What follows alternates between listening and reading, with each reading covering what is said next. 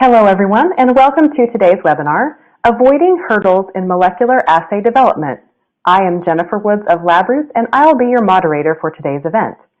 Today's educational web seminar is presented by LabRoots and brought to you by Thermo Fisher Scientific.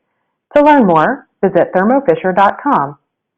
We encourage you to participate today by submitting any questions you may have during the presentation. To do so, simply type them into the Ask a Question box and click Send. We'll answer as many questions as we have time for at the end of the presentation. You may also submit any technical issues here as well if you have trouble seeing or hearing the presentation. I'd like to now welcome our speaker, Naeem Nathoo, New Business Development Manager, Molecular Diagnostics. Naeem, you may now begin your presentation. Excellent. Thank you for the introduction, Jennifer. My name is Naeem Nathoo. I am a Business Development Manager at Thermo Fisher Scientific, supporting molecular diagnostics. So for today, we'll start with an introduction, then move to some current challenges in molecular test development, followed by attributes of improved enzyme design, methods in enzyme development. We'll see next generation enzymes in action through some case studies, and end off with quality and manufacturing capabilities at Thermo Fisher Scientific that can routinely be leveraged by our customers. So here's the workflow from a high level, and it has three major phases: extraction, amplification, and detection. If we start with extraction, we can see that there's a wide variety of sample input types, and it's critical to be cognizant of what characteristics and features come with leveraging a specific sample input type, depending on what your target is, DNA and or RNA. And you're going to want to pick a sample extraction method that is curated to that specific sample input type. If we jump over to detection for a minute, you can see that there's a wide variety of ways to do that downstream analysis. But the meat or the bulk of the conversation today is going to be around amplification. And this is primarily broken out into two major subcategories. On the left-hand side, we can see the quantitative side of amplification, the qPCR, the Rtqpcr.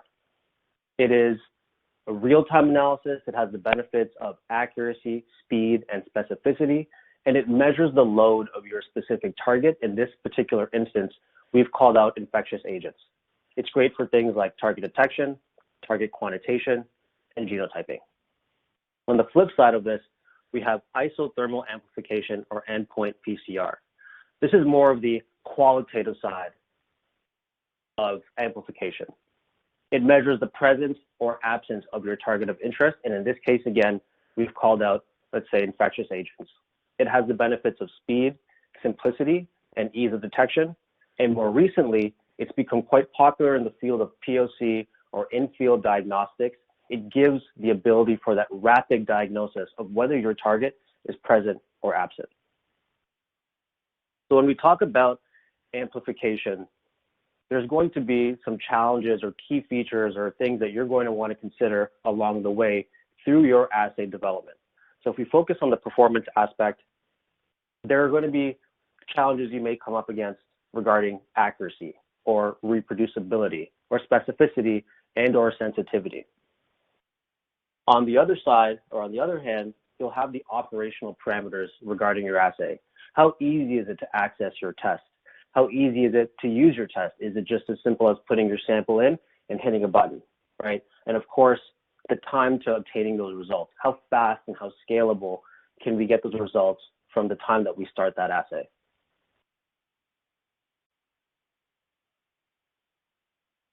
If we take a step back at the workflow, we can see that it's connected end to end. And dependent on whether our target is DNA and or RNA, embedded within that sample, we're going to want to be cognizant of what are the features or characteristics of our sample input type. And based on that, we may be able to identify proactively what sort of amplification challenges we may come up against. And that's what that middle column is really highlighting, right? Depending on our sample input type, do we have a limited number of sample or amount of sample, or concentration of our target within that sample? Is there carryover of inhibitors? Do we have DNA or RNA degradation? or potentially long turnaround times, right? And based on those different characteristics, we can select next generation enzymes that have been built to proactively address these challenges that you may face within your assay. So to reiterate, if we look at some of, again, those current challenges that we've seen, low test sensitivity, risk of degradation, long testing times, and potentially developing more complex assays that are capable of multiplexing, we're going to want to select next generation enzymes that have specific phenotypes to address these challenges. And some of those phenotypes include processivity, improved processivity, speed, specificity, accuracy, and thermostability. So in the following slides, we're going to cover each of these key attributes of these next generation enzymes, when you typically may come up against them, what that ultimately means for your assay, and what these key attributes or enhanced attributes can do to improve your assay.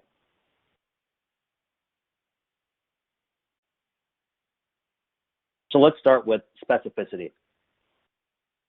And generally, the challenges we have with specificity is we have non-specific amplification of a target we didn't intend to identify or amplify in the first place. This comes from misprimed DNA and generally an enzyme that's active at room temperature, right? We're going to get that misprimed DNA because we do want that benefit of setting up our assay at room temperature. So how do we get that benefit without that misprimed amplification of a target we didn't intend to see? And this is where leveraging hot start enzymes that are not active at room temperature while we're setting up our assay, leveraging those enzymes such that even if we do get that misprimed DNA, we don't detect that in a downstream analysis, right? So these hot start enzymes are modified either through the addition of an antibody, chemical, an antibody molecule, or aptamer, rendering that enzyme inactive at room temperature such that when we are ready, the assay is complete and ready for cycling, we can raise the temperature of that assay to 90 degrees, activate that enzyme, and now under those more stringent conditions, we get the annealing of our primers to the template at the right locations, and that active enzyme now is focused on amplifying our target of interest. So if we jump to the next slide, we have some examples, right? We look at example A on the left-hand side. If we don't have a hot start enzyme, when we're setting up that reaction, we're getting that misprimed target or misprimed targets, and we're seeing the results in amplification of that active enzyme because it's active at that room temperature setup in this particular example. We leverage that hot start enzyme, we follow the same setup process, but now that enzyme is only active when we're ready. And then through that, we see that expected amplification and the resultant of higher yield of that particular target of interest. And if we jump over to example B, this is highlighting the fact that through leveraging higher cycling temperatures, we get greater specificity with these thermostable enzymes. And as a result, we get a higher yield and specific amplification of our target of interest. So now let's jump to processivity. And processivity refers to how many nucleotides are being incorporated within a single binding event, our enzyme binding to that template. And generally what prevents that enzyme from integrating several or many on the higher end nucleotides in one binding event is the presence of inhibitors, for example, right? They knock that enzyme or distract that enzyme from being able to incorporate many nucleotides and knock the enzyme off the template.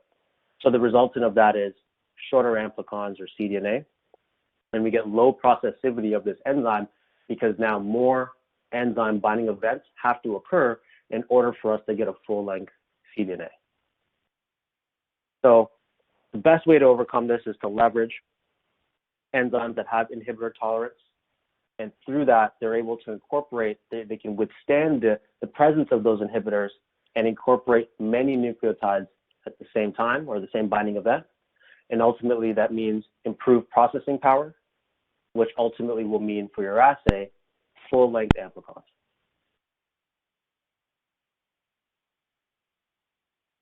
And here's a great example. So if we look at example A, in each of these columns, we have a designation H, which represents a high processivity enzyme L1, L2, L3, and L4 represent low processivity enzymes. So if we focus on the first pair of columns, we can see our high processivity enzyme in the presence of no inhibitor and the banding pattern that we would expect, and the same for the low processivity enzyme L1 and L2. As soon as we start to introduce formalin and inhibitor, we see the banding pattern of those low processivity enzymes start to drop off, right? But consistent for our high processivity enzyme, those that are tolerant of, let's say in this case, formalin. In the second set of columns, in that grouping of 4, very similar concept, right? In the left-hand side of each of those columns, we have our high processivity enzyme and the expected band pattern, and L3 and L4, low processivity enzymes, and the introduction in the second, third, and fourth columns, inhibitors that are all ultimately altering the banding pattern, which dictate those enzymes are intolerant and are incapable of amplifying a specific target when those inhibitors are present.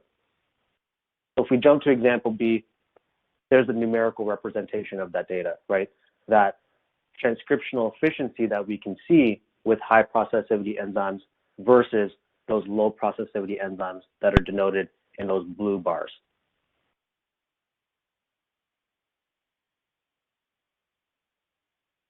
So thermostability, right? The lower the temperature that we're doing our amplification stages at, the greater the likelihood it will come across, or our enzyme will come across secondary structures resulting in truncated synthesis, right? And this is either due to secondary and or high GC content. So the best way to resolve this is to increase that temperature at which we're doing this reaction, or this reaction is being conducted. And that requires an enzyme that's tolerant and is able to perform accurately and efficiently at higher temperatures, or also known as a thermostable enzyme, right? So if we look at that image just down the center of the screen, 37 degrees, we have this high presence of these secondary structures, which ultimately will result in truncated synthesis. But if we can run that same reaction with a thermostable enzyme at 55 to 65 degrees, we see that nice, clean, single strand, and that enzyme is able to run along uninhibited. And that's what the data, or the gel image on the far right-hand side is indicating, right? We can run that reaction with a thermostable enzyme, whether at 50 degrees all the way through 65, and we get that nice, consistent banding pattern. So now we're going to jump to accuracy, and the application of particular relevance, let's say, would be sequencing. And in this particular area, we want to maintain the integrity of the sequence that we are ultimately amplifying and detecting.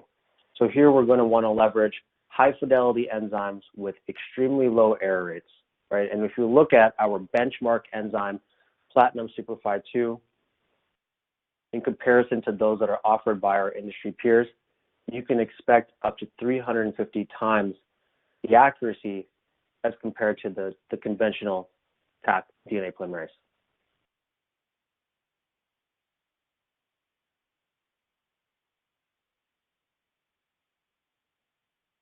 And last but not least, greater speed, right? So we want to avoid the length of time that's required, let's say in a longer assay. How do we start to improve that turnaround time, so we're not waiting an hour and potentially maybe we can get to 20 minutes, right?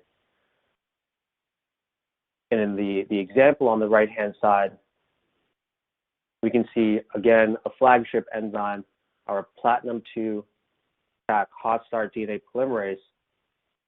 When we compare that to our industry peers through ramping time, they're fairly similar, right? But where you really start to see that advantage is through that cycling time.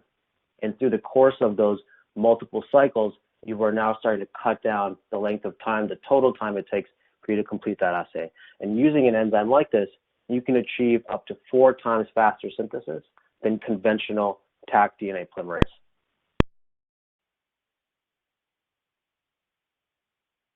So how do you know what enzyme to leverage, right? We have next generation enzymes that possess some or potentially all of these qualities. But to leverage an enzyme that possesses all of these qualities, it can become cost prohibitive, right? So it's really critical that you understand, when we go back to that workflow, what are the attributes or characteristics of your sample input type and potentially your target and your downstream analysis such that you can identify what challenges you may come up against and which key features you need to ensure that are built into your enzyme. So that this way, whether you choose an enzyme with, let's say, all 5 key attributes, or you select an enzyme that has 2 or 3 enzymes, 2 or 3 of those key features, you'll still ultimately get the same output at a much more it'll be much more cost effective, right? And that's what's really critical. And just as a quick comment here, generally, customers are quite curious about, when do I get my Thermo Fisher support team to engage in my process to help me kind of navigate which enzymes or components become the best fit for me? And the answer overwhelmingly is it's never too early, right? The earlier we partner, the earlier we start to have those conversations and you engage our technical and R&D teams, the earlier they can advise on what components would best suit your particular assay of interest, such that you get off the ground much quicker, ultimately saving you time, space, and money.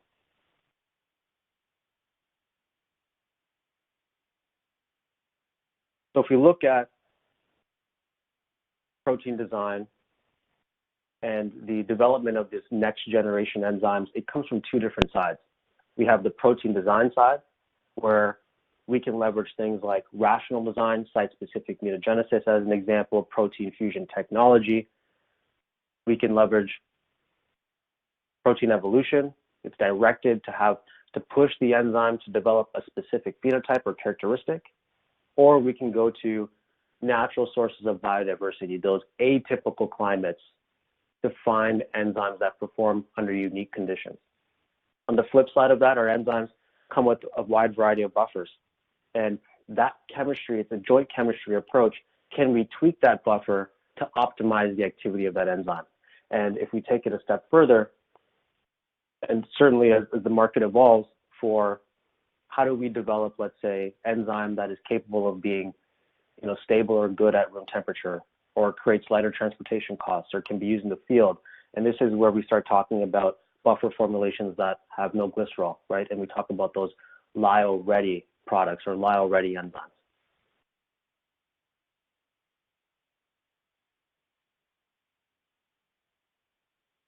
So if we go back again to the protein side of developing these next generation enzymes, we can go to natural sources, and this is driven more by luck, right? We go to a unique climate and we spontaneously identify an enzyme that we didn't anticipate to identify or know we were looking for, and we find something that's naturally occurring, right? That's one side of it.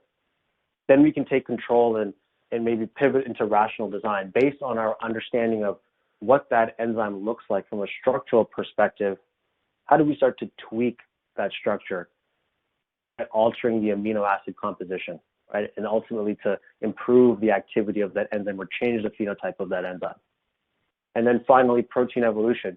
Can we, not so much by luck, but direct the phenotype that potentially an enzyme will ultimately take on, right? Can we put it into a high stress, high temperature situation, let's say as an example, in order to develop an enzyme that is capable of performing reactions at higher temperatures, like those thermostable enzymes that I mentioned earlier.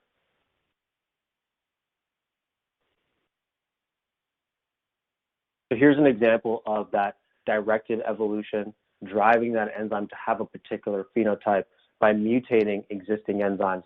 And the example here, or the method here being highlighted, is compartmentalized self-replication, where we leverage E. coli and we have a DNA polymerase encoded gene, which is being self-replicated under a stressful condition. In this particular case, let's say it's a highly stressful, high temperature environment, right? Ultimately, can we drive that E. coli to self-replicate the DNA polymerase at a high temperature, create that stress such that we only get mutated DNA polymerase that is able to perform that process at a high temperature, right? Ultimately, can we pull that clone out and then leverage it to develop a next generation enzyme that is highly thermostable?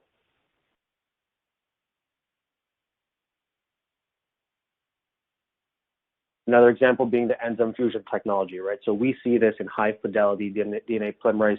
Again, that would be very relevant for sequencing. In this particular case, we have combined a traditional DNA polymerase and fused that with a proofreading enzyme, similar to something that we would see in a PFU DNA polymerase, which ultimately creates improved processivity. It enhances the enzyme's ability to process that template, ultimately making it faster. And so that's the features that we're calling out at the bottom, right? We improve that reaction speed and increase the accuracy, the fidelity of that enzyme by creating this fusion protein.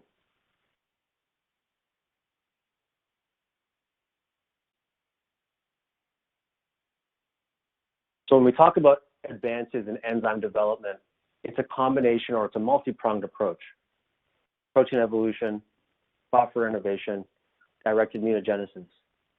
And through leveraging this multi-pronged approach, we've developed some of our most recent cutting-edge flagship enzymes, which includes platinum 2-Tac hot start DNA polymerase, superscript 4, reverse transcriptase, and platinum superfy 2, or high fidelity DNA polymerase, all backed by 40 years of experience in enzyme development and manufacturing. Now that we've talked a little bit about some of these next generation enzymes and how they're developed, let's look at some examples that you can start leveraging today, starting with platinum 2 DNA polymerase. This particular enzyme possesses hot start technology. And what that means for you as an end user is it comes with heightened sensitivity and specificity, meaning greater yield of your target amplicon. The enzyme is activityless at room temperature, attributing to its ease of use for a room temperature setup. And because of this specificity, sensitivity, and ease of use from a setup perspective at room temperature, you're getting this reproducibility between your reactions. And all of that is achieved through the antibodies that are bound to the enzyme, rendering it activityless at room temperature until we do that initial denaturation step where we separate that antibody from that enzyme, bringing it to an active state. And if we look at the examples in the bottom right-hand corner, regardless of how much template we introduce into our reaction, we still get this nice crisp banding across the board. And when we look at in the last image in the bottom right-hand corner under column P, what this is representing is at the 0-hour time mark, when we set up our reaction at room temperature and we run that reaction subsequently, we get a nice crisp band. If we keep that set up for 24 hours at room temperature, we still get a nice crisp band. But when we look at enzymes that don't possess hot start technology and we set up that reaction and run it immediately, we already start to see some of that drop off in our target amplicon. And it's even more so when we hold that reaction at room temperature for 24 hours and run that reaction. When we look at next generation enzyme development, if you'll remember, earlier we discussed it happens on two sides, by tweaking the enzyme itself from a structural perspective, but also that buffer chemistry that comes along with that enzyme.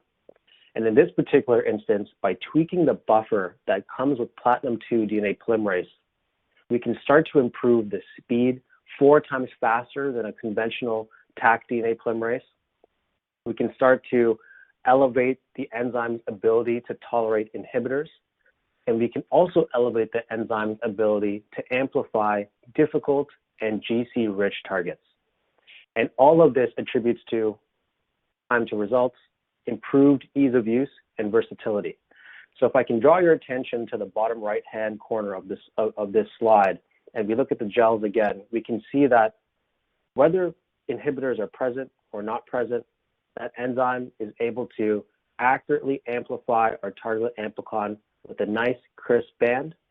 And if we look at the bottom right-hand corner, that last image, and from the left side of that last image, we have 29% GC content, and on the far right-hand side, 77% GC content.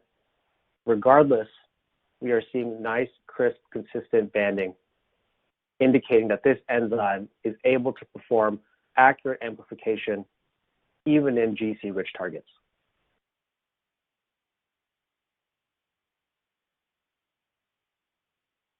So if we look at now a reverse transcriptase and the flagship enzyme being superscript 4, known for its high sensitivity and robustness.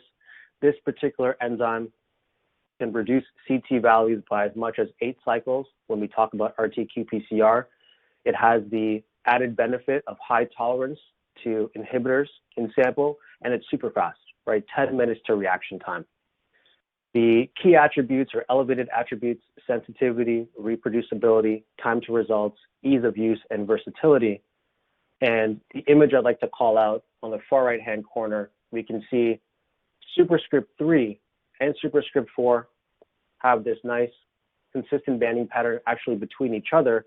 When we look at some enzymes, RTs from our industry peers in columns P, N, T, and Q, we start to see some of these bands missing.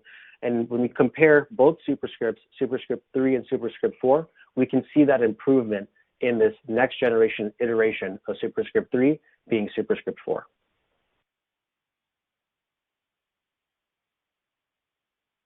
If we switch gears for a moment and start to look at innovations in buffer and buffer chemistry and how we can start to tweak this chemistry for the benefit of some of our more complex assays, as in this case, multiplexing, how are the advancements in buffer chemistry ultimately helping us to create and achieve optimal results with some of these trickier assays, if you will?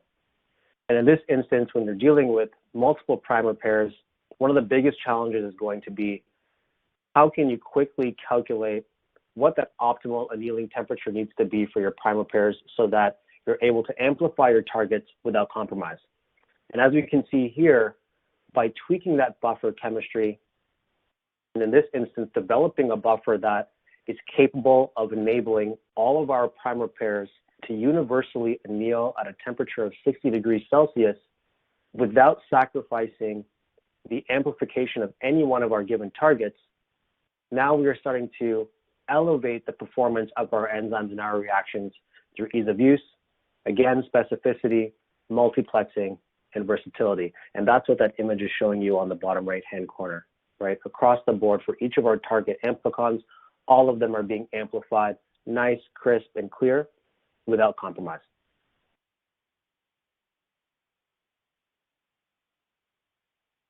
So again, and I think the key here is focusing maybe on the bottom half of this screen, right? Again, the topic being multiplexing. And when we look at a variety of infectious targets, whether viral and bacterial, which come with their own nuances, and if we look maybe even specifically within bacterial, gram-positive and gram-negative, both with their own nuances. And as we go along, how do we leverage buffer chemistry and tweak that buffer chemistry such that we can look at these variety of targets with their own nuances and still get nice specific amplification? And that's what that gel is showing you on the right-hand side, right? Whether we have one target, we introduce 2, and we jump all the way to 15, all of those bands stay consistent across the board.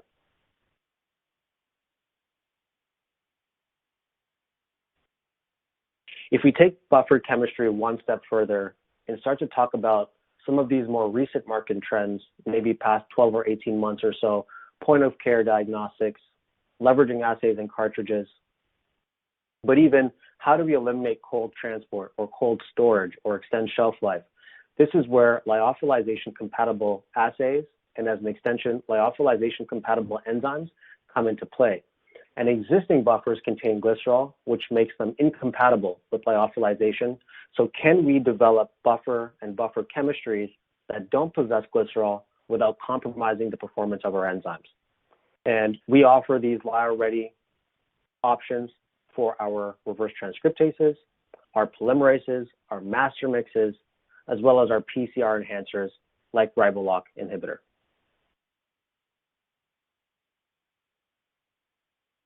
So in this second last section, we'll start to see some of these next generation enzymes in action. So let's start with Rtqpcr. So in this particular assay, this group wanted to develop an assay that could be leveraged in a microfluidics-based cartridge. And right off the bat, what that demands is lyophilization compatible components. We may be dealing with sample input types that have inhibitors that are present. Right, we're dealing with saliva, potentially blood samples, which also comes with potentially low target in our sample. And if it's going to be something that's leveraged in a cartridge, potentially at point of care, airports, stadiums, we're going to need something quite fast. So in this example, we have two targets in this duplex reaction, para-influenza and coronavirus. And we can see that by pairing platinum-2 CAC hot start DNA polymerase in a lyophilization compatible format and Invitrogen's superscript one-step Rtqpcr reverse transcriptase also in a lyophilization compatible format, we see that we can get great amplification and detection of both of our targets without compromise.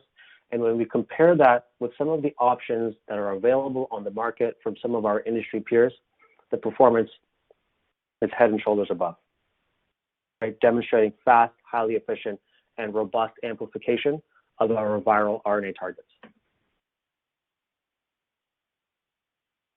In our second example, this particular group was leveraging a Crispr fluorescence detection system in order to detect the presence of their target through a qualitative amplification, right? So in this case, and very popular for point of care settings. So in this particular instance, again, point of care, we're looking at tricky samples, right, with potentially inhibitors, saliva, and blood. We're going to need something that's inhibitor tolerant. Superscript 4 is the standout choice.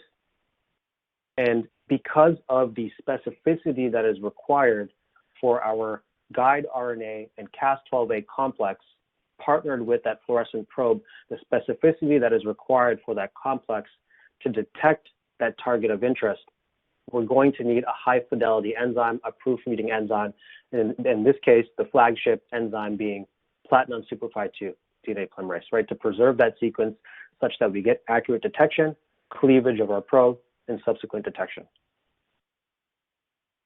All of which in a lyo-ready format so that it can be leveraged in a point of care setting.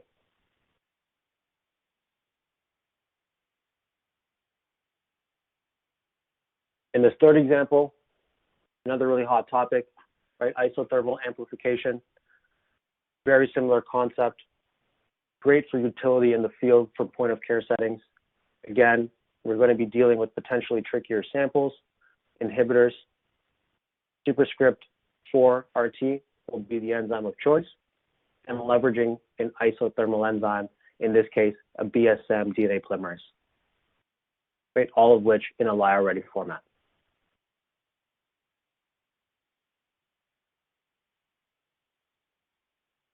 In our last example, variant sequencing for SARS-CoV-2. Lots of activity in this area as well. So again, we're going to be leveraging superscript 4 RT, kind of overcome any of those initial challenges that we have with our sample input type. But then again, the focus being we need to preserve the integrity of those sequences across our samples using a high fidelity proofreading enzyme, in this case, platinum 2 superfide 2 being the enzyme of choice. Very fast, highly efficient, and robust amplification of our target. So in our last section, we'll talk a little bit about the quality and manufacturing capabilities of Thermo Fisher Scientific, all of which can be leveraged by our customers so that they do not have to invest in those infrastructure themselves. So if we look at your journey from starting on the bench all the way through to getting onto the market, you're going to have this feasibility and developmental stage. And this is where engaging your Thermo Fisher team is going to be really critical. The commercial team, the R&D team, the technical teams, these teams will guide you and advise you on, based on the parameters of your assay and your long-term goal to getting onto market, they'll advise you on what components really make the most sense or which ones are worth kind of streamlining your focus on, right? So it'll accelerate your time in this phase. That'll help you get to verification much quicker to get that design lock in place. And now you can start to think about, what do I need from a supply chain perspective, right? Are the existing formats that I'm sourcing through the catalog sufficient, or are there alternate formats that I could use that are more conducive for my manufacturing, or my commercial service. Right, and all of that setup is going to come in handy when you enter the regulatory phase, and eventually when you hit the market. So this is an image of our site in Vilnius, Lithuania. It is our center of excellence for enzymology, over 40 years of experience in enzyme development, and it's supported by over 1,400 colleagues of ours. The facility possesses all of the regulatory standards needed for the production of these components, and namely, I'd call out ISO 9001 and ISO 13485, among a few others. And here's just a nice table indicating when these certifications were first granted and registered, and that they're regularly kept up to date. So when we talk about product delivery and delivering the best product for your business, for your assay, we can start to look at our kits and customize those existing kits, adding components, dropping components. We can even develop kits that don't exist at all, right? Totally custom kits. We can break down these kits such that we offer standalone components, and we can even take all of that a step further by tweaking the format, the chemistry, right? Whether it's size or the chemistry from a lyo-ready perspective, and potentially even DNA-free iterations of these components for those highly sensitive assays. All of which is not totally inclusive, but are fair examples of how we can tweak these components to better fit your needs. Altogether, when we talk about Thermo Fisher Scientific as your partner in molecular assay development, leverage the business's experience to accelerate the time spent in those early developmental stages. Take advantage of that wide breadth and depth of components that are offered through the portfolio.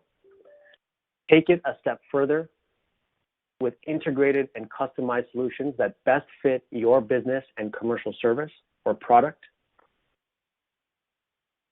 And last but not least, using cutting-edge components such that the technology you develop stays on the bleeding edge. And throughout this entire process, working with your business development manager to keep that process from start to finish seamless so that you can focus on your success. So I'll pause there and open it up for some questions. Thank you, Naeem, for your informative presentation. Before we begin the Q&A session, please turn your attention to the poll questions displayed on your screen. Your participation is appreciated. The first is, are you currently or planning to commercialize a product for service?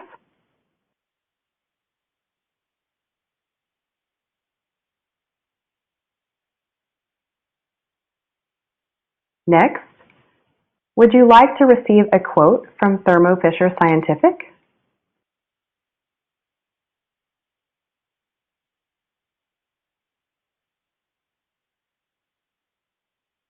And finally, for further assay development needs, would you like to be contacted by a Thermo Fisher Scientific Business Development Manager?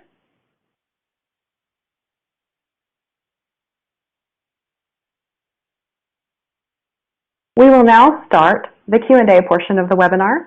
If you have a question you would like to ask, please do so now. Just click on the Ask a Question box located on the far left of your screen. We'll answer as many of your questions as we have time for. Let's get started. Our first question is, great presentation and thank you. I have been designing an Rtqpcr assay using template from culture cells and will start testing blood samples. Should I redesign my assay since the quality of the template may be subpar? Great question. I'm glad you enjoyed the webinar. As I mentioned in the presentation, blood samples may contain components such as hemin that could reduce the sensitivity of your Rtqpcr assay. I'd recommend choosing sample preparation methods specifically designed for blood samples. And for the Rtqpcr assay, I'd recommend using superscript 4, reverse transcriptase, and platinum 2-Tac DNA polymerase, both of these enzymes are highly tolerant of inhibitors in case the sample preparation was not as robust. Thank you, Naeem. Our next question is, I have developed an Rtqpcr master mix using superscript reverse transcriptase and platinum Tac DNA polymerase. Can I lyophilize this master mix, or do I need to use a lyo-ready enzyme mentioned in your presentation?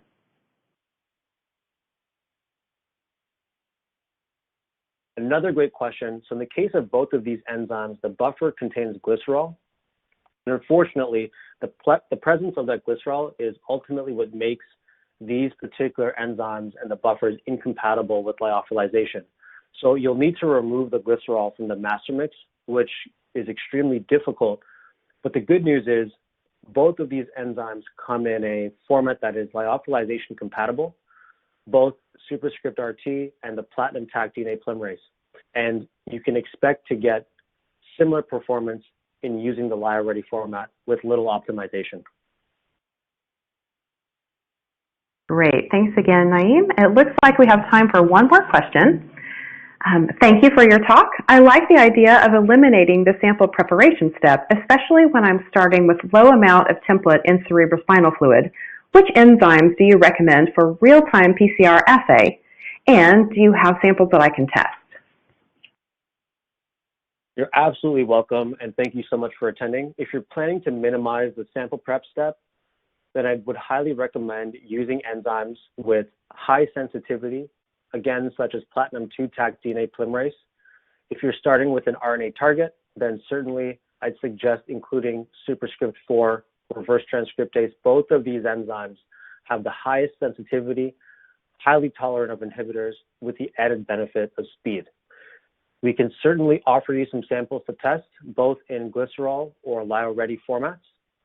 For more information or requesting for samples, please go to thermofisher.com/OEM enzymes. Thank you again, Naeem, for your time today. We would also like to thank LabRoots and our sponsor, Thermo Fisher Scientific, for underwriting today's educational webcast. Before we go, I'd like to thank the audience for joining us today and for their interesting questions. Questions we did not have time for today, and those submitted during the on-demand period will be addressed by the speaker via the contact information you provided at the time of registration. This webcast can be viewed on demand. LabRoots will alert you via email when it's available for replay. We encourage you to share that email with your colleagues who may have missed today's live event. Until next time, goodbye.